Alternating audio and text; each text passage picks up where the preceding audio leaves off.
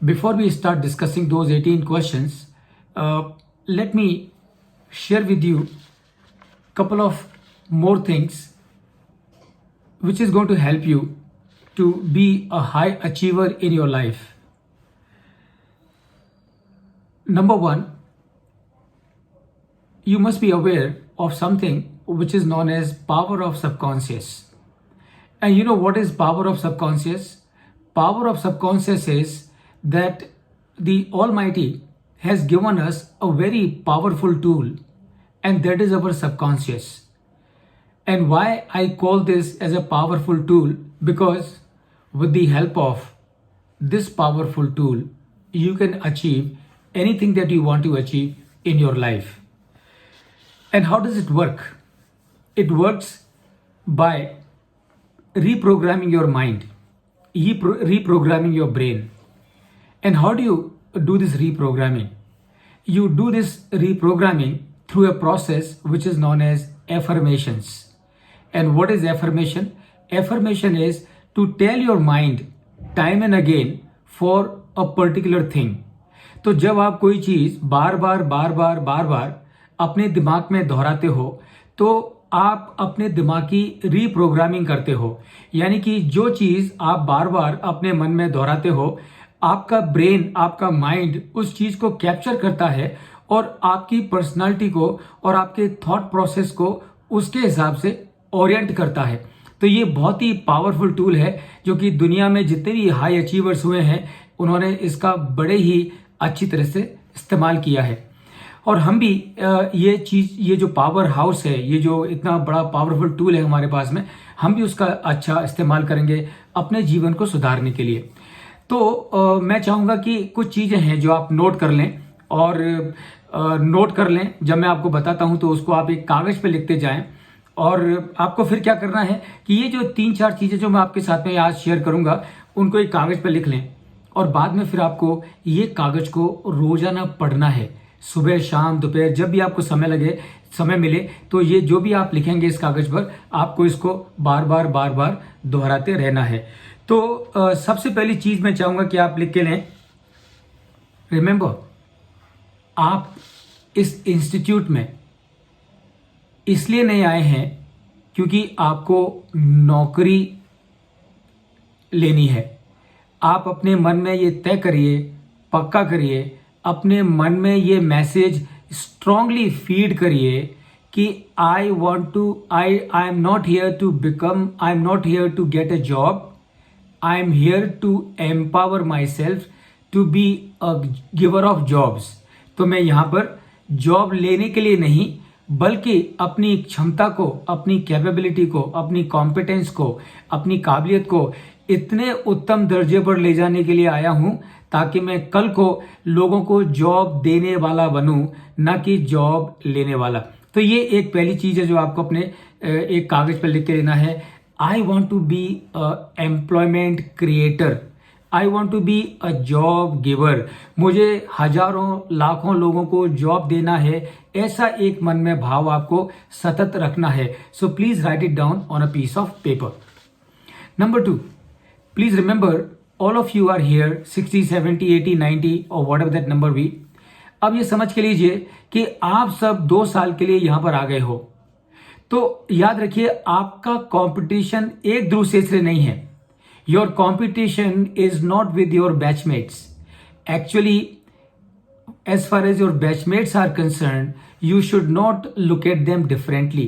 मतलब आपको कभी ये सोचना ही नहीं है कि मेरी क्लास में 100 बच्चे हैं, 90 बच्चे हैं, 60 बच्चे हैं और सब अलग अलग हैं। आपको ये सोचना ही नहीं है। आपको ये सोचना है कि 2 साल के लिए हम अलग अलग जगह से यहाँ पर इकट्ठे हुए हैं, हम सब एक हैं, हम सब एक हैं। और इसका मतलब क्या है? इसका मतलब ये है कि हम सबको एक साथ आगे बढ़ना है। हम में से नेचुरली इतनी अलग अलग जगह से आप लोग इकट्ठे हुए हो तो सबकी पर्सनालिटीज अलग अलग होंगी। तो कुछ में कुछ अच्छाइयाँ होंगी, कुछ में कुछ अच्छाइयाँ होंगी। तो हमको क्या करना है? हमको इकट्ठे हम हुए हैं, एक दूसरे की अच्छाइयों को ग्रहण करना है और इस तरह से एज अ टीम हमको एक साथ आगे बढ़ना है।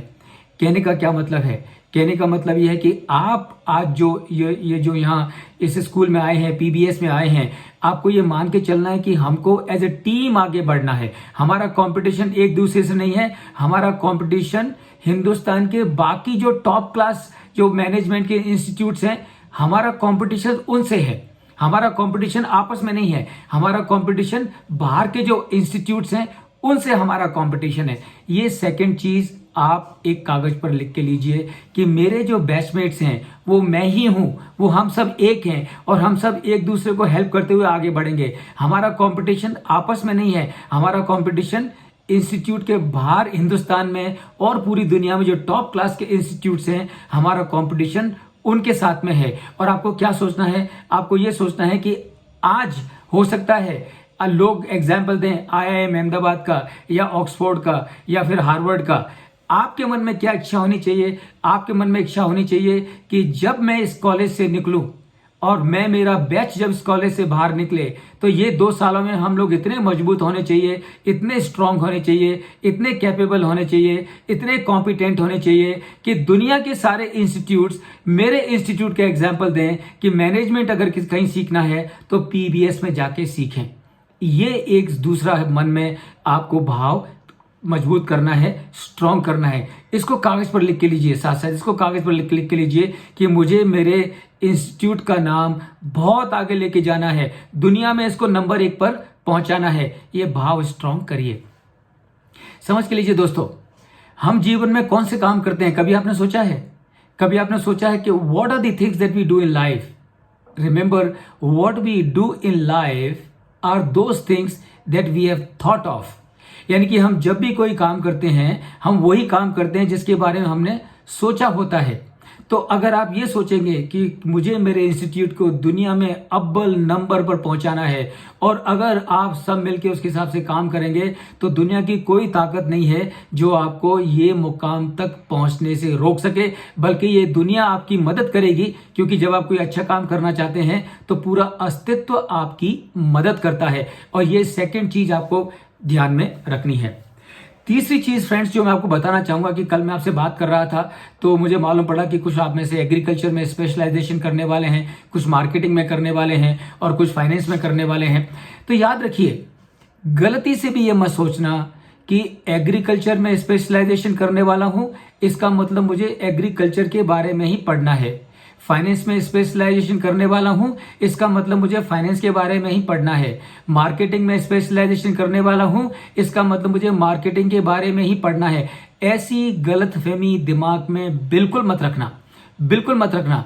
क्यों? क्योंकि एग्रीकल्चर भी जरूरी है, मार्केटिंग भी जरूरी है और फाइनेंस भी जरूरी है। आप एग्रीकल्चर में स्पेशलाइजेशन करिए, कोई दिक्कत नहीं है, अच्छी बात है, करना ही चाहिए। आप मार्केटिंग में स्पेशलाइजेशन करिए, अच्छी बात है, करना ही चाहिए। फाइनेंस में स्पेशलाइजेशन करिए, अच्छी बात है, करिए। लेकिन ये मत सोचिए कि मार्केटिंग ही सबसे ज्यादा इंपॉर्टेंट है, फाइनेंस ही सबसे ज्यादा इंपॉर्टेंट है, एग्रीकल्चर ही सबसे ज्यादा इंपॉर्टेंट है। ऐसा मान के मत चलिए, बल्कि ये सोचिए कि अगर मैं एग्रीकल्चर में स्पेशलाइजेशन कर रहा हूं तो क्या मैं मार्केटिंग की नॉलेज के बिना मैं एग्रीकल्चर में आगे बढ़ सकता हूं? Answer is no. क्यों? क्योंकि अगर आप एग्रीकल्चर में स्पेशलाइजेशन कर रहे हैं और आपकी कंपनी अगर आपके फार्म्स हैं, आप प्रोड्यूस कर रहे हैं, ग्रेन्स प्रोड्यूस कर रहे हैं, फ्रूट्स प्रोड्यूस कर रहे हैं, वेजिटेबल्स प्रोड्यूस कर रहे हैं, तो क्या आपको उनको मार्केटिंग करने की जरूरत नहीं पड़ेगी? क्या आप उनकी मार्केटिंग नहीं करोगे? आपको उनकी मार्केटिंग करनी पड़ेगी। तो उनकी मार्केटिंग करने के लिए आपकी मार्केटिंग नॉलेज स्ट्रांग होना बहुत जरूरी है। और याद रखिए, मार्केटिंग आपने कर ली, क्या आपको अपने एग्रीकल्चर बिजनेस के फाइनेंस के बारे में नहीं सोचना होगा? क्या आप उसके फाइनेंस के मैनेजमेंट के बारे में नहीं सोचेंगे? क्या आप ये नहीं सोचेंगे कि मेरी कॉस्ट कितनी है, मेरे खर्चे कितने हैं और मेरी इनकम कितनी है, मेरा प्रॉफिट कितना है? तो याद रखिए, even if you are specializing in agriculture, you still have to have good understanding of marketing, you still have to have good understanding of finance. तो तीसरी चीज फ्रेंड्स, ये अभी से सोच के चलिए कि मैं मार्केटिंग में स्पेशलाइजेशन कर रहा हूं लेकिन मुझे फाइनेंस भी अच्छी तरह से समझनी है, मुझे एग्रीकल्चर भी अच्छी तरह से समझनी है। मैं फाइनेंस में स्पेशलाइजेशन कर रहा हूं, मुझे मार्केटिंग की नॉलेज भी स्ट्रांग रखनी है, मुझे एग्रीकल्चर की नॉलेज भी स्ट्रांग रखनी है। अभी से ये माइंडसेट बना के चलिए। नहीं तो क्या होता है कि 2 साल के बाद मैं देखता हूँ पूरी दुनिया में मैंने प्रोग्राम्स कंडक्ट किए हैं और मैं देखता हूँ कि लोग एक छोटा व्यू रख के चलते हैं, नैरो व्यू रख के चलते हैं, मायोपिक थॉट प्रोसेस रख के चलते हैं और बाद में फिर रिग्रेट करते हैं। याद रखिए, आप लोग यहाँ पर किस लिए हैं? जॉब लेने के लिए नहीं है, आप यहाँ पर जॉब देने के लिए हैं। आपको क्या बनना है? आपको टाटा बनना है, आपको बिरला बनना है, आपको मित्तल बनना है, आपको आजिम प्रेमजी बनना है, आपको नारायण मूर्ति बनना है। ये आपके रोल मॉडल्स होने चाहिए। इन रोल मॉडल्स को ध्यान में रख के आपको आगे बढ़ना है। सो दोस्तों, मैंने ये जो चीजें आपको बताई हैं, ये सारी चीजें अपनी लैंग्वेज में आप एक कागज पर लिख के रखिए और ये जो भी आप लिखेंगे 3-4 जो पॉइंट्स मैंने आपको बताए हैं, उन 3-4 पॉइंट्स को फिर आपको क्या करना है, वो 3-4 पॉइंट्स को आपको रोजाना सुबह दोपहर शाम जब भी आपको समय मिले पढ़ना है। 30 सेकंड लगेंगे पढ़ने में, लेकिन पढ़ना है।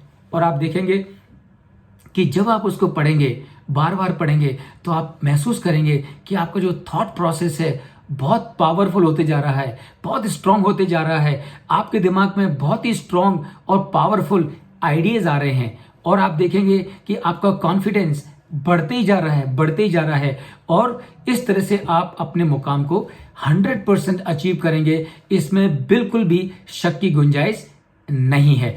तो ये पॉइंट्स के साथ फ्रेंड्स अभी हम आगे बढ़ते हैं।